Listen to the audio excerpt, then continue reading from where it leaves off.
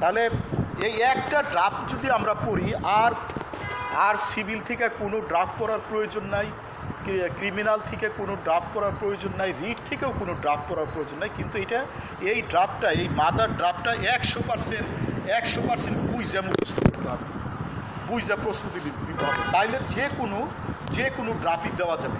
তাহলে আমরা ড্রাফটটা এখন আমরা ড্রাফটটা স্টাডি করি, তাইলে আমরা সত্যি বুঝতে পারবো। ঠিক আছে? হ্যালো, হ্যাঁ। তাহলে ধরো তুমি পরীক্ষা দিতেছো, উত্তরপত্র তোমার সামনে। প্রথমে টপ শিটটা তো অ্যাডমিট কার্ড দেখে সঠিকভাবে ফিল আপ করবা, টপ পেজটা। এরপরে উত্তরপত্রের এক জায়গায় লেখা থাকবে যে এখান থেকে উত্তর আরম্ভ করুন, তা না হলে উত্তরপত্র বাতিল হবে। ওখানে ধরো নিচে 1-2 লাইন লেখা যায়, ওই 1-2 লাইনই লিখতে হবে, অন্য পৃষ্ঠা থেকে লেখা যাবে না। হ্যালো, হ্যাঁ, মানে ওই যে 1-2 লাইন লেখা যাবে এর নিচে, ওই 1-2 লাইনই লিখতে হবে। কখনোই জায়গা নাই দেখে অন্য পৃষ্ঠা থেকে লেখা যাবে না। আর যদি লেখো তাহলে উত্তরপত্রের বিধিমালা তো তুমি মানলে না, যার ফলে এক্সামিনার শুধু এই কারণেও খাতাটা বাতিল করে দিতে পারে, 0 নাম্বার দিয়ে দিতে পারে, মানে পুরা খাতা না দেখেই। ঠিক আছে? তাইলে আমরা ড্রাফটটা এখন এই যে বাম পাশের মার্জিন থেকে আমরা লিখবো answer to the question number, তারপরে ক্যাপিটাল লেটারে এটা লিখবো, আন্ডারলাইন দিব স্কেল দিয়ে। এরপরে বাম পাশের মার্জিন থেকে ক্যাপিটাল লেটারে লিখবো। তুমি একটু ড্রাফটটা দেখো সামনে। হ্যালো, হ্যাঁ, বাম পাশে ডিস্ট্রিক্ট লিখবো ক্যাপিটাল লেটারে। তারপরে এইটা যেহেতু ঢাকার মামলা, এই জন্য ঢাকা লিখবো। যদি চিটাগাংয়ের মামলা হয় চিটাগাং লিখবো, ওইটা মামলা পড়লেই বোঝা যাবে। রংপুরের মামলা হলে রংপুর লিখবো। আর যদি ডিস্ট্রিক্ট না থাকে তাহলে আমি ডিস্ট্রিক্ট দিব না। ঠিক আছে? আর যদি অনেক সময় ডিস্ট্রিক্ট লেখা থাকে না, কিন্তু একটা উপজেলার নাম দেওয়া থাকে, নাম করা উপজেলার নাম করা একটা গ্রামের নাম দেওয়া থাকে, এ থেকেও কিন্তু বোঝা যায় ডিস্ট্রিক্টের নামটা কি। তখন কিন্তু ডিস্ট্রিক্টের নামটা ঠিকই দিতে হবে। এখন এরপরে বাম পাশের মার্জিন থেকে ক্যাপিটাল লেটারে লিখতে হবে in the supreme court of Bangladesh, capital লেটারে। মাঝখান থেকে হাইকোর্ট ডিভিশন ক্যাপিটাল লেটারে, সিভিল অ্যাপিলেট জুরিসডিকশন ফার্স্ট ব্র্যাকেটের ভিতরে ক্যাপিটাল লেটারে লিখতে হবে। তারপরে memorandum of appeal from original decree. ঠিক আছে? এটা হলো ফরম্যাট, সিভিল আপিলের ফরম্যাট, ক্যাপিটাল লেটারে। তারপরে আন্ডারলাইন দিতে হবে। এরপরে ফার্স্ট আপিল টেন্ডার নাম্বার ...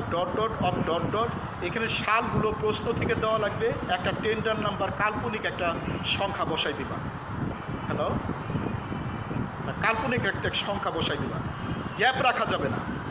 তারপরে ফার্স্ট আপিল নাম্বার ... এখানে সালটা প্রশ্ন থেকে দিতে হবে, আর আপিল নাম্বার কাল্পনিক একটা আপিল নাম্বার দিয়ে দিতে হবে।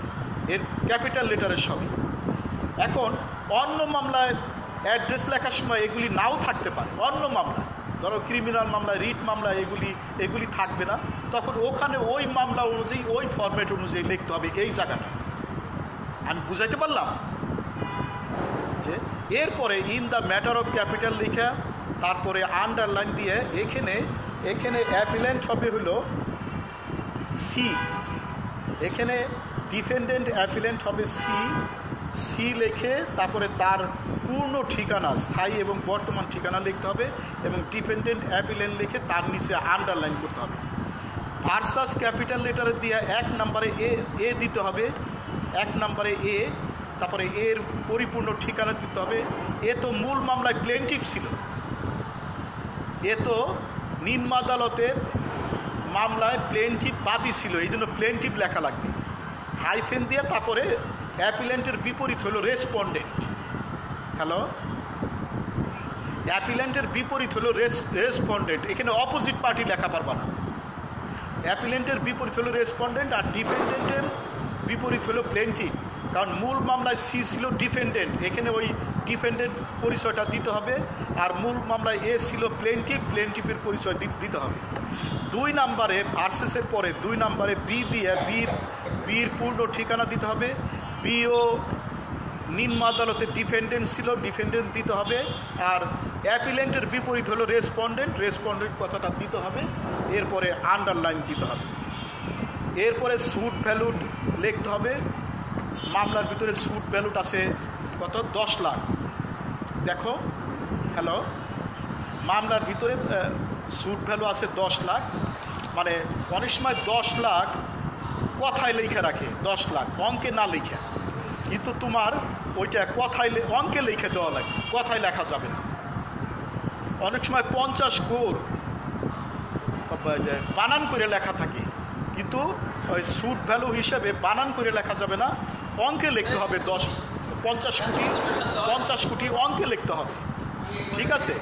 এরপরে দাগ দিয়ে লিখতে হবে আপিল ভ্যালুটার টাকা, ওই টাকাটাই লিখতে হবে, 10 লাখ টাকা,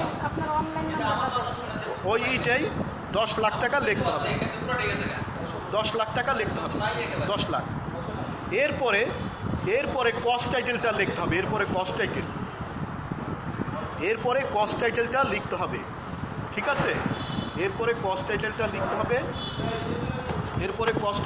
হবে, বিং অ্যাগ্রিভড বাই, খুব মন দিয়ে খেয়াল করো, being aggrieved by and dissatisfied with the impugned judgment and decree dated ... first ব্র্যাকেটের ভিতরে decree signed on ...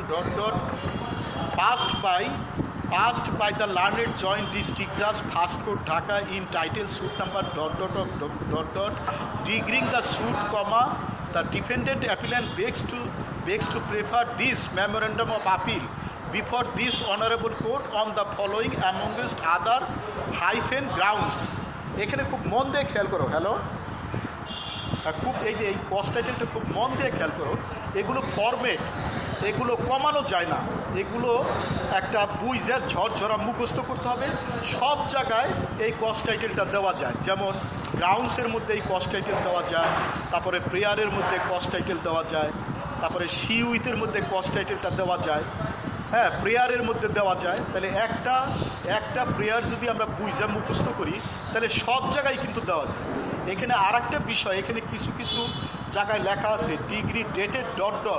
degree signed on ... এইটা মামলা থেকে বুঝে তারিখগুলি দেওয়া লাগবে, হ্যালো, মামলা থেকে বুঝে তারিখগুলি দেওয়া লাগবে, গ্যাপ রাখা যাবে না।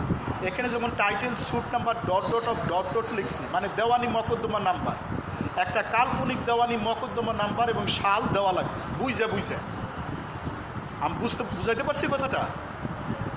এরপরে গ্রাউন্ডস তুমি এখানে এই আমার কাছে এখানে শামীম সর্দারের বইটা আছে, এখানে দেখছি 8টা গ্রাউন্ডস দিছে, 8টা। তুমি ওই মামলা থেকে তুমি যে কয়টা পারো গ্রাউন্ডস দিবা, মানে লাস্টের গ্রাউন্ডসটা এইটা দিবাই, for that the other grounds will be asked at the time of hearing, hello, মানে তুমি 2-3টা গ্রাউন্ডস দাও, 4-5টা গ্রাউন্ডস দাও, অসুবিধা নাই, কিন্তু লাস্টের গ্রাউন্ডসটা এইটা দিবাই, for that the other grounds will be asked at the time of hearing, এই গ্রাউন্ডসটা দিবাই। তাহলে হয় কি, সমস্ত গ্রাউন্ডসই কভার হয়ে গেল লাস্টের এই গ্রাউন্ডসটা দিলে।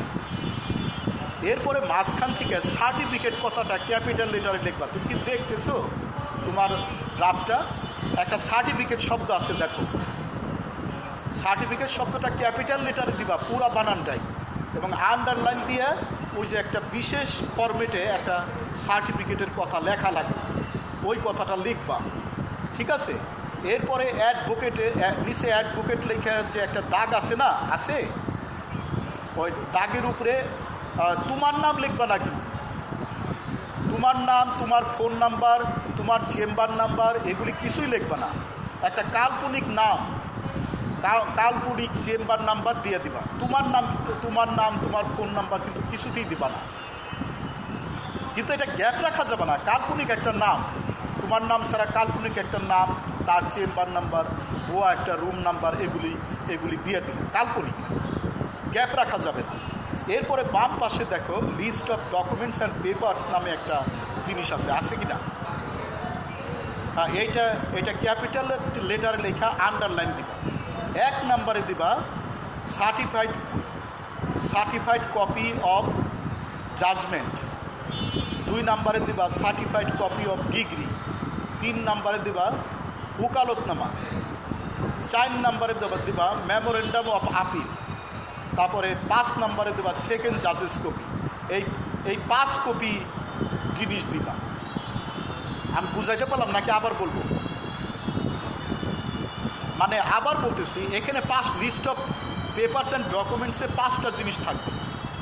1 নম্বরে দিবা memorandum of appeal on copy, 2 নম্বরে দিবা উকালতনামা অন কপি, 3 নম্বরে দিবা সার্টিফাইড কপি অফ জাজমেন্ট, 4 নম্বরে দিবা certified copy of decree on copy, 5 নম্বরে দিবা সেকেন্ড জাজেস copy on copy. Total 5 copy হইল না? এই টোটাল 5 কপি যোগ করে আবার লিখে দিবা, টোটাল 5 কপি, এটা লিখে দিবা। এখন এইভাবে দেখো সিভিল আপিলটা তুমি দিবা, আর সিভিল আপিলটা শেষে দিবা, শেষের ঘন্টায় দিবা সিভিল আপিলটা। প্রথমে দিবা রিট, তারপরে দিবা ক্রিমিনাল আপিল, এরপরে দিবা সিভিল আপিল। একটা প্রশ্ন যদি কমন নাও পড়ে, একদম ধরো কমন পড়ে নাই, ওইটাও তুমি গ্যাপ রেখে আসবা না।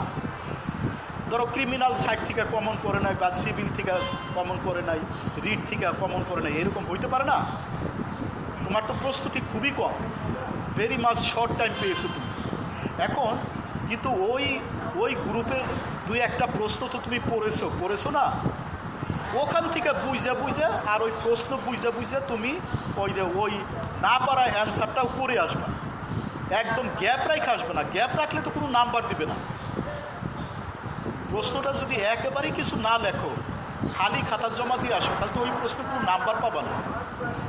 এখন তুমি যদি ফুল ওইটা লেখাও দিয়ে আসো, এক্সামিনার দয়া করে তোমাকে 5 নম্বরও দিয়ে দিতে পারে। Am I right? তাহলে দয়া করে, সুতরাং কোনো অ্যান্সার গ্যাপ রাইখ আসবা। এরপরে এখন আমরা ইস্ট অ্যাপ্লিকেশনটা লিখি। এরপরে দেখো ইস্ট অ্যাপ্লিকেশনটা, হ্যাঁ, ইস্ট অ্যাপ্লিকেশনটা তুমি লিখবা এইভাবে, ওই সেই বাম পাশের মার্জিন থেকে answer to the question number দিয়ে ওই কোশ্চেন নাম্বারটা দিবা। ইস্ট অ্যাপ্লিকেশনটা যেখানে যে কোশ্চেন নাম্বারে আছে ওই নাম্বারটা দিবা, তারপরে আন্ডারলাইন করবা ক্যাপিটাল লেটার। এখানে দেখো, এখানে অ্যাড্রেসটা খুব শর্টকাট। সিভিল আপিলের অ্যাড্রেসটা যেমন আমরা ডিটেলস দিছিলাম, হ্যালো, এই যে ইস্টে অ্যাপ্লিকেশনের ভিতরে বা ইনজাংশন অ্যাপ্লিকেশনের ভিতরে বা স্ট্যাটাসকো অ্যাপ্লিকেশনের ভিতরে এগুলি খুব শর্টকাট অ্যাড্রেস লিখতে হয়। দেখো ডিস্ট্রিক্ট ঢাকাটা ঠিকই লেখছে, দেখছো তুমি? ডিস্ট্রিক্ট ঢাকাটা ঠিকই লেখছে, ক্যাপিটাল লেটার আন্ডারলাইন, তারপর ইন দ্য সুপ্রিম কোর্ট ঠিকই লেখছে, হাইকোর্ট ডিভিশন ঠিকই লেখছে, সিভিল অ্যাপিলেট জুরিসডিকশন ঠিকই লেখছে, ফার্স্ট আপিল টেন্ডার নাম্বার ঠিকই লেখছে, ফার্স্ট আপিল নাম্বার ডট ঠিকই লেখছে। এখন ইন দ্য ম্যাটার অফে যায় দেখো লিখতে হবে এইরকম, ইন দ্য ম্যাটার অফে যায় লিখতে হবে an application for stay, an application for stay of the operation of the impugned judgment and degree, এই কথাটা লিখছে। তোমার ড্রাফটটা যে সামনে আছে এইরকম লেখা না, এই যে এইরকম শর্টকাট লিখতে হবে যে an application for stay of the judgment and degree, এতটুকু লিখলেই হবে যে আমি ডিগ্রির জাজমেন্ট অ্যান্ড ডিগ্রির স্টে চাইতেছি। যারা অনেক সময় পাইছে, যারা প্রস্তুতি নেওয়ার অনেক সময় পাইছে, যারা ইংলিশে অনেক ভালো তারা ডিটেলস লিখতে পারে। তুমি যদি এতটুকু লেখো an application for stay of the judgement and decree, তাইলেই কিন্তু হয়ে গেল। And in the matter of, খালি সি লেখছে, সি লেখা পিটিশনার লেখছে, সির কোনো ঠিকানা দেয় নাই, দেখছো? সির কোনো ঠিকানা দেয় নাই, তাহলে ভার্সেস দিয়ে এর কোনো ঠিকানা দেয় নাই, বির কোনো ঠিকানা দেয় নাই, খালি এ অ্যান্ড আদার্স লিখে অপোজিট পার্টি লিখছে। এখানে কিন্তু ওই যে আগে যেমন প্লেন্টিভ রেসপন্ডেন্ট বা ডিফেন্ডেন্ট রেসপন্ডেন্ট লিখছিলাম সিভিল আপিলে, এখানে এইরকম হবে না। এখানে পিটিশনারের পরে এখানে সি লিখতে হবে পিটিশনার, মন দিয়ে খেয়াল করো, হ্যালো, সি লিখতে হবে পিটিশনার এখানে, আর পিটিশনারের বিপরীত এখানে অপোজিট পার্টিস লিখতে হবে। তারপরে সুট ভ্যালুটা ঠিকই লেখছে ওই যে সিভিল আপিলের মতো, অ্যাপ্লিকেশন ভ্যালুটা লিখতে হবে এখানে, অ্যাপ্লিকেশন ভ্যালু, এখানে কিন্তু আপিল ভ্যালু লেখা যাবে না, এখানে কিন্তু আপিল ভ্যালু লেখা যাবে না, এখানে হলো অ্যাপ্লিকেশন ভ্যালু লিখে ওই টাকার অঙ্কটা বসাই দিতে হবে। তুমি বুঝতেছো কথাটা? এটা কিন্তু সিভিল আপিলের মতো এত সময় লাগবে না, এটা লিখতে 20 মিনিট সময় লাগবে মাত্র। এটা তো শর্টকাট, এটা তো ছোট। তারপরে প্রধান বিচারপতির অ্যাড্রেসটা বাম দিক দিয়ে ঠিকই লিখতে হবে, হাম্বল সেন্টেন্সটা ঠিকই লিখতে হবে, তারপরে সি উইথটা, হ্যালো, সিউইটা হলো মামলার পর্যায়ক্রমিক বর্ণনা বাম দিক থেকে। দেখো এখানে দেখো যেগুলিতে যে সিউইতে অ্যানেকচার দেওয়ার দরকার অ্যানেকচার দিছে, খেয়াল করছো বিশেষ ফরম্যাটে যে সিউইতে অ্যানেকচার দেওয়ার কথা অ্যানেকচারগুলি দিছে, আর যেগুলি অ্যানেকচার নাই দেওয়া যায় না ওগুলি দেয় নাই। মানে এখানে মামলার পর্যায়ক্রমিক বর্ণনা দিছে। হ্যালো, দ্যাট লেখা মামলার পর্যায়ক্রমিক বর্ণনা দিছে। তুমি প্রশ্ন থেকে বুঝা তুমি মামলার পর্যায়ক্রমিক বর্ণনা দিয়ে দিবা, আর তোমার মুখস্থ করার দরকার নাই। তুমি প্রশ্ন থেকে বুঝা কিছু মামলার পর্যায়ক্রমিক বর্ণনা দিয়ে দিবা। তারপরে তুমি কিছু সাবমিশন দিবা। এই যে সাবমিশনগুলি এইভাবে লিখবা, that it is submitted that. Hello, আছে তোমার সামনে যে ড্রাফটটা আছে এরকম লেখা আছে, that it is হামলি submitted that দিয়ে কী লিখবা তা জানো?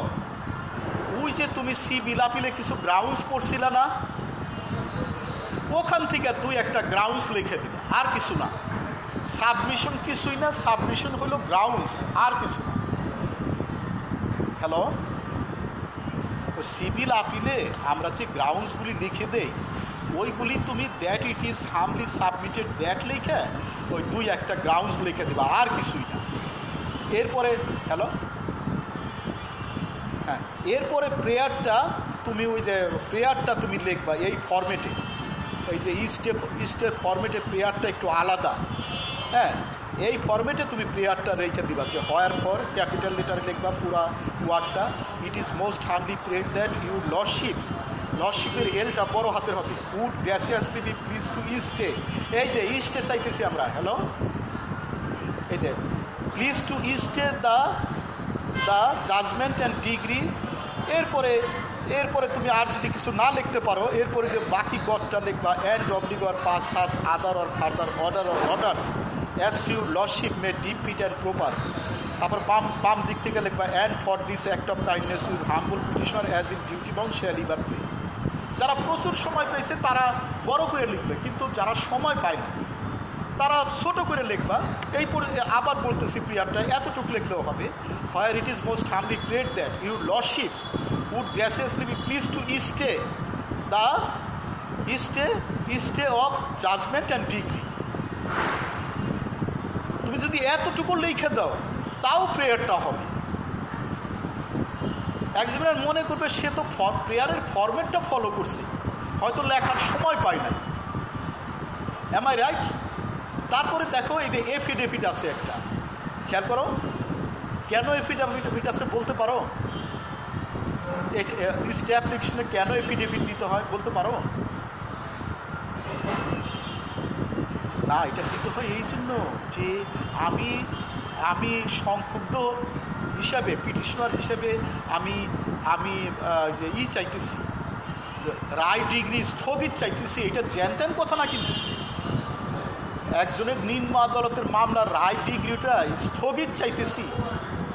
হ্যাঁ, তাহলে এটা তো জ্যানত্যান কথা না। সুতরাং এইটার একটা পিটিশনারকে একটা এফিডেভিট দিয়ে কোর্টকে বলতে হবে যে আমি স্টে চাই, নাহলে কোর্ট এই মামলা নিবেই না এফিডেভিট না দিবে। ক্লিয়ার হলো কথাটা? এই দেখো আর একটা ব্যাপার বারবার বলতেছি, একটা এফিডেভিট যদি তুমি মুখস্থ করো, সহজ একদম, দেখো একেবারে সহজ। এখানে 4টাই আছে, স্টেটমেন্ট আছে 4টা। তুমি যদি একটা দুইটাও দাও অসুবিধা নাই। যেমন স্টেটমেন্টগুলি এরকম, that I am the appellant petitioner of the case as such well acquainted with the facts and circumstances and competent to swear this affidavit. এরকম আমার এখানে 4টা আছে, তোমার ওখানে কয়টা আছে? হ্যাঁ, তুমি যদি ধরো সময় পাইলে না, তুমি যদি একটাও দাও, কিন্তু যদি না দাও তাইলে তুমি ফরম্যাট ফলো করলে না, একটা হইলেও দিতে হবে। আমি বুঝাইতে পারলাম? এরপরে দেখো ওই যে অ্যাডভোকেটের ঠিকানা দিবা, কাল্পনিক, তোমার নাম ঠিকানা দিবা না কিন্তু। তারপর প্রিপেয়ার্ড ইন মাই অফিস, ওই যে ফরম্যাট মতো যেভাবে আকৃতি আছে ওইভাবে দিতে হবে। তারপরে ডিপোনেন্টের নাম, মানে হলফকারীর নাম। হ্যাঁ, হলফকারীর নাম কি কাল্পনিক দিবা? হ্যালো, না না না, ডিপোনেন্ট হলো হলফকারী। মামলা অনুযায়ী পিটিশনারের নামটা দিবা। এখানে সির নাম সি দিতে হবে, সি। এখানে তো পিটিশনার, ডিপোনেন্টের হলফকারীর নামটা তো কাল্পনিক হবে না। এটা তো মামলার মধ্যেই আছে নামটা, আমি বুঝাতে পারলাম? হ্যাঁ, ওখানে মামলা ওই পিটিশনারই তো এখানে ডিপেন্ডেন্ট, মানে হলফকারী। তারপরে খালি অ্যাডভোকেটের নামটা কাল্পনিক দিবা, মেম্বারশিপ নাম্বার কাল্পনিক, তোমার নাম কিন্তু কখনোই দিবা না। আমি বুঝাইতে পারছি কথাটা? তোমার অনেকে এরকম দুষ্টামি করে নিজস্ব মোবাইল নাম্বার দিয়ে আসে, বলে কি আমি স্যার 10 বার পরীক্ষা দিয়েছি মাইনর, এই যে আমি পাস করতে পারি না, এইবার পাস না করলে আমি আত্মহত্যা করব, এরকম আবিজাবি আরও নানান কত ধরনের আবিজাবি যে কথা লেখে, যদি উত্তরপত্র একটা দেখতে তাইলে হাসতে খালি, এরকম অনেক হাবিজাবি লিখে দিয়ে আসে, হাবিজাবি একেবারে। এই সমস্ত আননেসেসারি হাবিজাবি কথা কখনই লেখা, ঠিক আছে? এখন এইটা দেখো, এইটার মধ্যে এফিডেভিট আছে, এইটার মধ্যে সিউইট আছে, এইটার মধ্যে দেখো গ্রাউন্ডস আছে সিভিল আপিলে, তারপরে সাবমিশন আছে। তাহলে এই মাদার ড্রাফটটা যদি আমরা বুঝা মুখস্থ করি, সব ড্রাফটে আমি এইটা দিতে পারবো না। তুমি খুব ভালো করে খেয়াল করো, আমি কি বেশি কথা বললাম আসলে?